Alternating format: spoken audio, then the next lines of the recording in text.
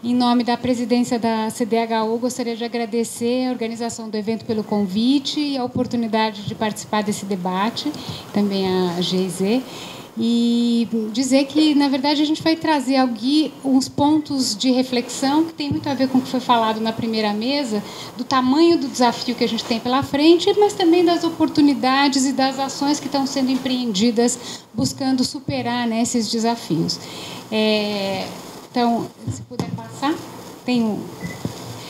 Na verdade, a gente parte... A solicitação foi para falar da demanda habitacional e a gente quer, antes, fazer uma reflexão, né? Quais são os problemas habitacionais, como a gente faz para quantificar os problemas habitacionais. Mais que isso, além dos números, como é que a gente avalia esses problemas no território das nossas cidades e como é que a gente pode ter esses problemas associados às formas de solução que a gente deve encontrar para resolvê-los, né? Aqui estava sendo falado, por exemplo, da regularização fundiária. Nem tudo é produção habitacional, a gente tem que ter várias formas para solucionar os problemas. Então, isso para nós é um grande desafio. O Celso estava manifestando que o Plano Nacional de Habitação está sendo revisado. A gente está trabalhando com um Plano Estadual de Habitação que foi concebido para o período 2011-2023. Daqui a pouco estamos frente também ao mesmo desafio dessa atualização. E temos também os planos locais de habitação de interesse social, os planos metropolitanos de habitação, porque uma região metropolitana como Campinas, assim como a Baixada Santista, a região metropolitana de São Paulo, a gente não tem como falar da solução do problema habitacional tratando as cidades isoladamente, de uma forma exclusiva. E temos lá os nossos planos plurianuais de investimentos, orçamentos, leis orçamentárias, que essa identificação dos problemas tem que nos ajudar a nortear as linhas de solução que a gente vai buscar. E a discussão é do planejamento contínuo, na verdade, tanto de âmbito local como regional, e que acaba indo para o nível estadual e nacional. Pode passar. No nosso plano, né, de 2011-2023, a gente trabalhou com insumos da Fundação SEAD, da pesquisa de condições de vida, e identificamos um déficit habitacional de quase 1.200.000 domicílios, e como necessidade de substituição da moradia, de construção de moradia nova. Mas também foi identificado quase 3.200.000 domicílios com inadequação habitacional, que são as favelas que podem ser urbanizadas, são os cortiços que podem ser recuperados, são loteamentos irregulares que precisam de algum investimento. Então, na verdade, a gente fala de um problema que chega na casa dos 4 milhões de domicílios, mas com soluções que são diferentes. Por uma parte, são habitações novas, por outro, são ações de melhorias e de regularização, assim por diante, com uma concentração nas regiões metropolitanas do Estado. Pode passar ao próximo? E aí a gente vê que, na verdade, o peso nas regiões metropolitanas é muito maior do que no restante do Estado. Se nas 6 regiões metropolitanas atuais a gente tem quase 80% do déficit e da inadequação habitacional, o restante do Estado responde pela ordem de 23%, 24% dessa necessidade. E com os problemas mais complexos também situados nas regiões metropolitanas. E com uma concentração das faixas de renda mais baixa, até 3 salários mínimos, com 70% das moradias em déficit e inadequação. Qual é o desafio que a gente tem? A base que foi usada para fazer esse levantamento de necessidades era uma pesquisa de condições de vida realizada nos domicílios, mas que ela não vem sendo feita mais pela Fundação SEAD. Então, a gente tem o desafio de como é que a gente atualiza essas informações. Pode passar? Na sequência, na elaboração do Plano Estadual de Habitação, a gente fez um levantamento com os municípios para identificar situações de favelas e de risco. E aí, olhando esse mapa do Estado, no primeiro quadro a gente tem as situações de favelas, no segundo, de áreas de risco, e quanto mais vermelho tiver o município no mapa, maior a proporção de domicílios em favelas ou em área de risco sobre o total de domicílios daquele município. Isso mostra, novamente, uma concentração aqui nessa região mais dinâmica, nas regiões metropolitanas de São Paulo, da Baixada Santista, de Campinas, tanto nas situações de favelas como de risco, e o risco se estendendo mais, né, nessa dimensão leste-oeste. Pode passar?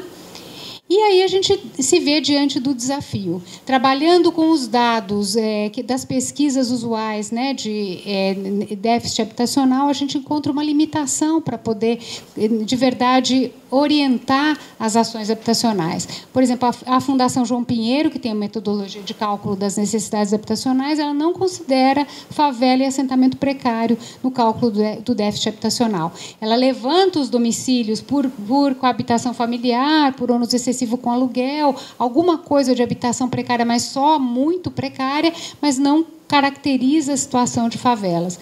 Também o censo, né, ao trabalhar com os aglomerados subnormais, e subestima o fenômeno, e a gente fica sem condições de poder olhar esse problema, buscando a solução mais adequada para cada caso.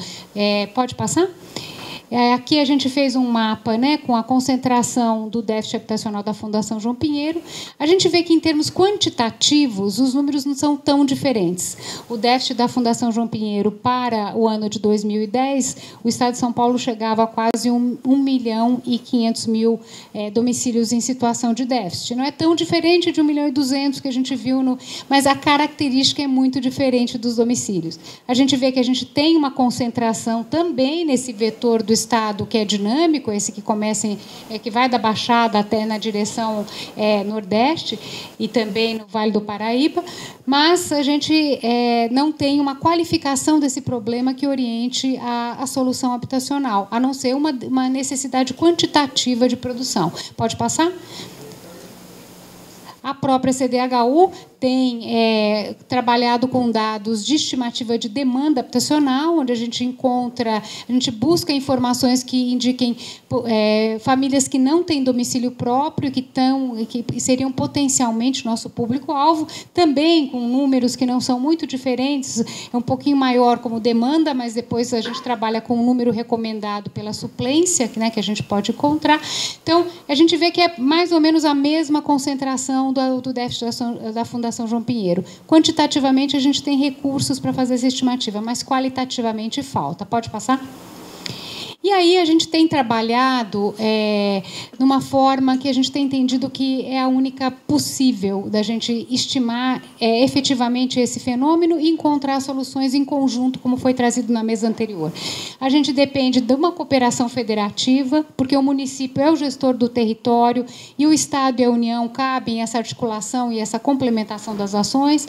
A gente precisa do apoio das estruturas regionais de gestão e a gente só vai trabalhar e avançar se a gente criar categorias e formas de trabalhar cooperativas e que a gente trabalhe todos com os mesmos conceitos.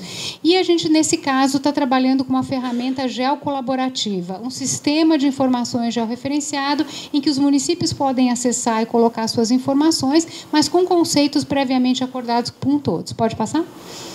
A busca desse trabalho, né, que já está bem avançado na região metropolitana da Baixada Santista, está em andamento na região metropolitana de São Paulo e foi lançado aqui pelo secretário Rodrigo Garcia, à época que era o vice-governador atual, à época que era secretário aqui no Conselho de Desenvolvimento Regional da região metropolitana de Campinas, que é esse trabalho de mapeamento dos assentamentos precários para fazer planos metropolitanos de habitação. A ideia é identificar os assentamentos precários, qualificar esses assentamentos para a gente entender que tipo de problema eles têm e definir o que é que precisa ser feito. Pode passar? A gente vai tentar falar bem rapidamente, só comparando aqui os dados da região metropolitana da Baixada Santista. Esses são dados preliminares ainda. A gente vê que os dados do censo subdimensionam de uma forma muito grande a situação de domicílios em assentamentos precários, favelas e loteamentos irregulares.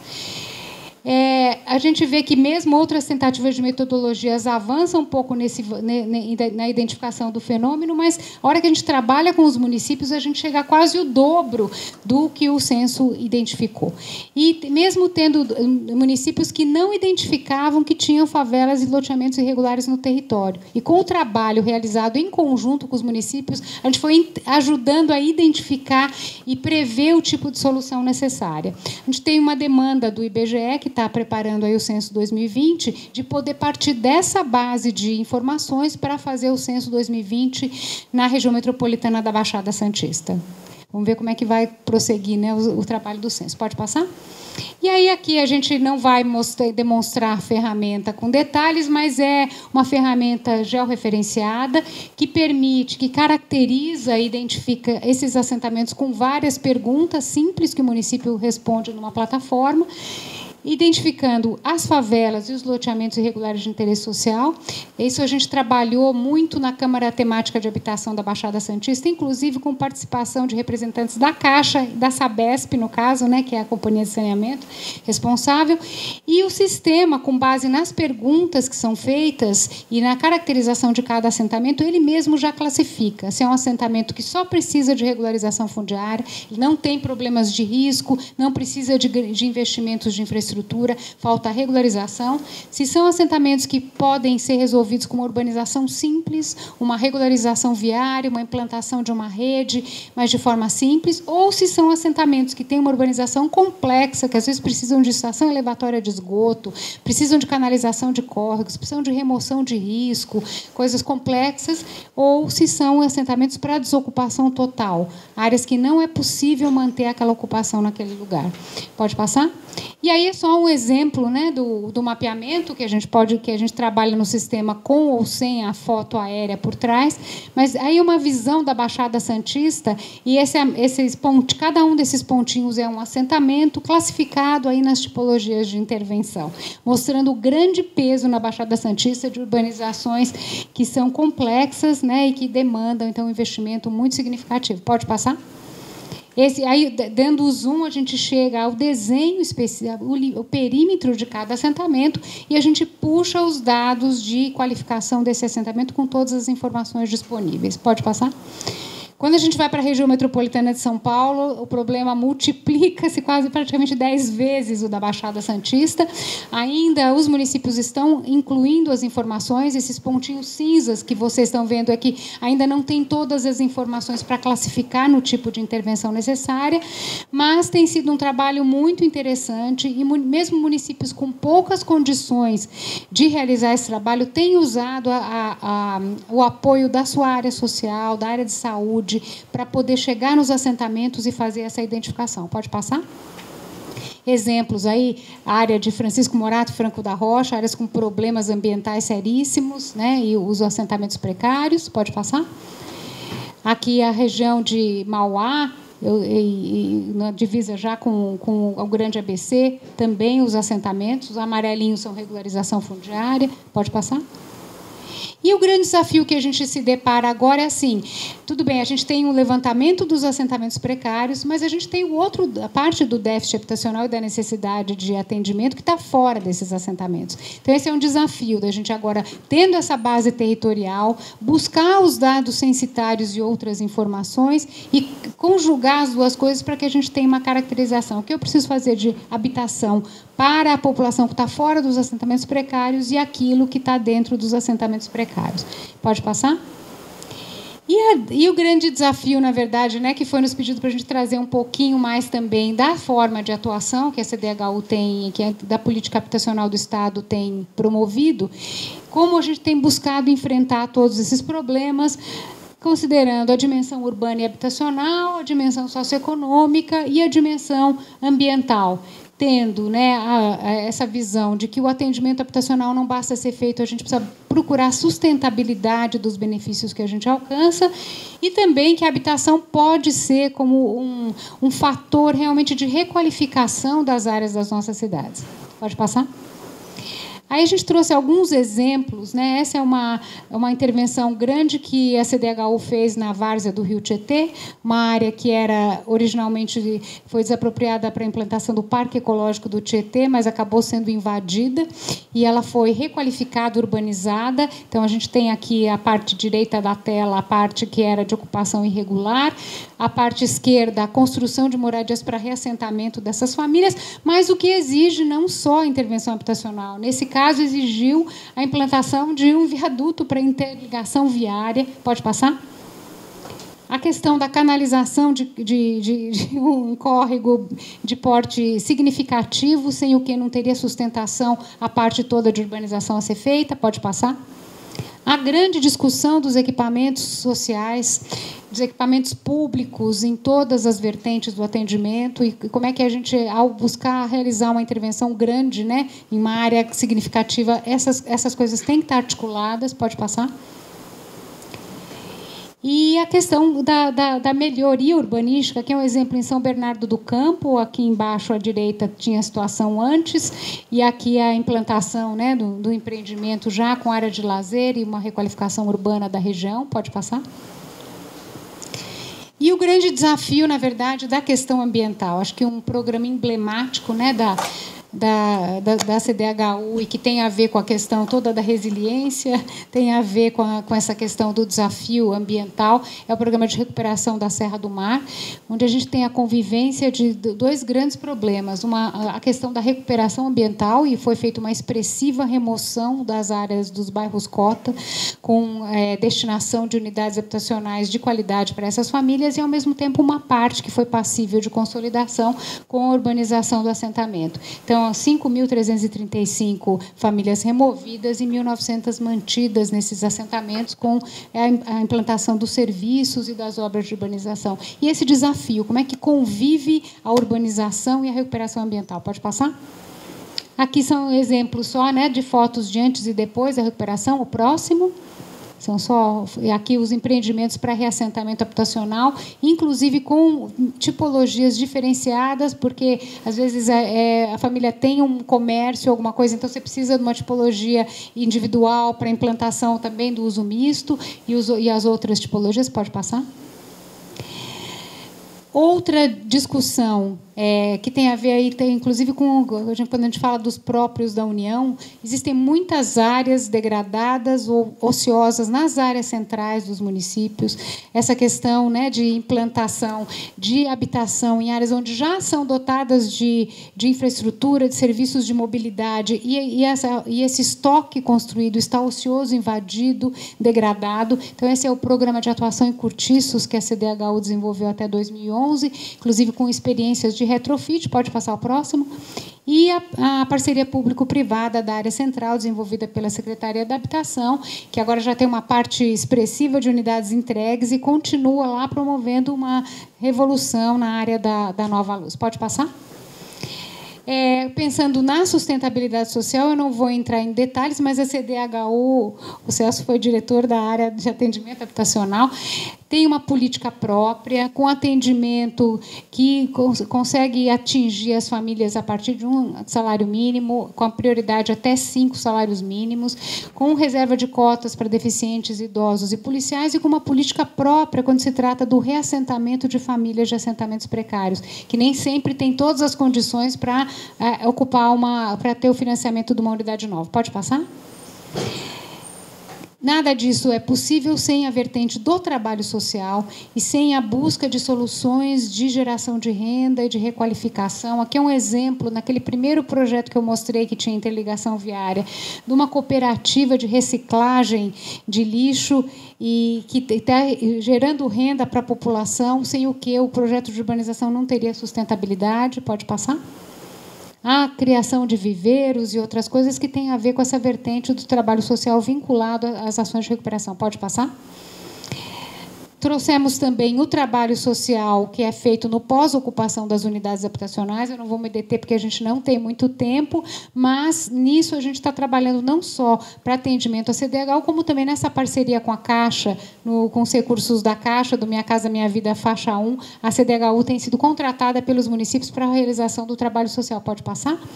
E aí está o mapa do Estado, né, nas unidades que a gente está fazendo, e a CDHU trabalhando tanto nos conjuntos próprios como na parceria com a Caixa Econômica Federal. Pode passar? Por fim, né, a discussão que está aqui da eficiência energética, nós vamos falar da energia fotovoltaica. A CDHU teve um longo trajeto de trabalhar primeiro com os aquecedores solares, foi um efeito importante, os programas federais passaram a adotar, e mais recentemente a gente vem trabalhando com a implantação da energia fotovoltaica, que traz também grandes desafios, né? Como baratear o custo desses equipamentos, como fazer numa medida que seja eficiente, mas que ao mesmo tempo não onere demais a produção da unidade habitacional. Pode passar? A gente já tem, né, empreendimentos piloto entregues. No ano de 2019, já entregamos 513 unidades habitacionais com a energia fotovoltaica, e em 2020 serão entregues no total 5.240, inclusive na parceria com a Caixa, com esse dispositivo. Pode passar? A gente deixa aí também os resultados, as primeiras mensuração dos resultados. Esses foram os empreendimentos pilotos, onde a gente implantou. A gente vê que já tem uma redução de consumo da ordem de 50% no primeiro caso. Em outras situações é um pouco menor, por volta de 30%, mas o resultado tem sido muito promissor, e a gente tem conseguido uma adesão muito grande das famílias e uma facilidade de manuseio muito maior do que o caso do aquecedor solar. Pode passar? A gente trouxe aí a Casa da FEICOM, que coloca todas as...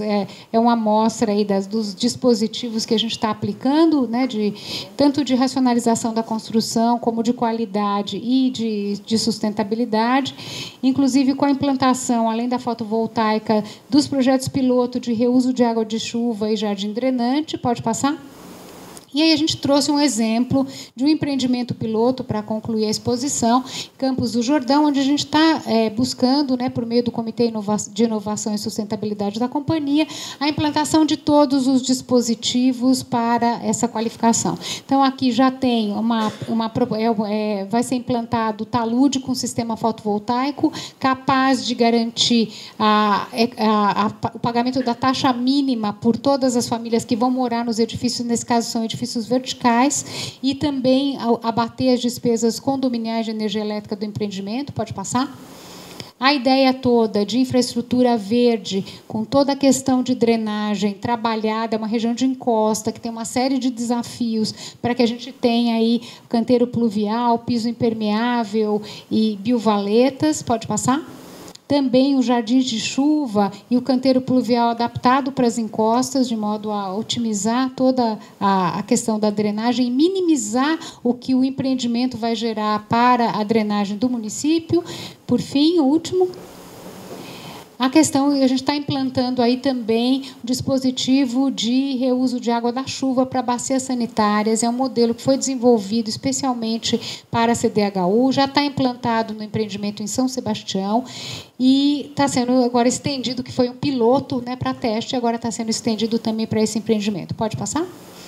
E, com isso, a gente agradece a oportunidade. Falamos, na verdade, do problema macro, até chegar nos dispositivos específicos. Mas eu acho que, realmente, a gente tem que trabalhar em todas essas vertentes, se a gente quiser pensar na verdade, numa sustentabilidade ampla e na melhoria das condições de vida. Obrigada.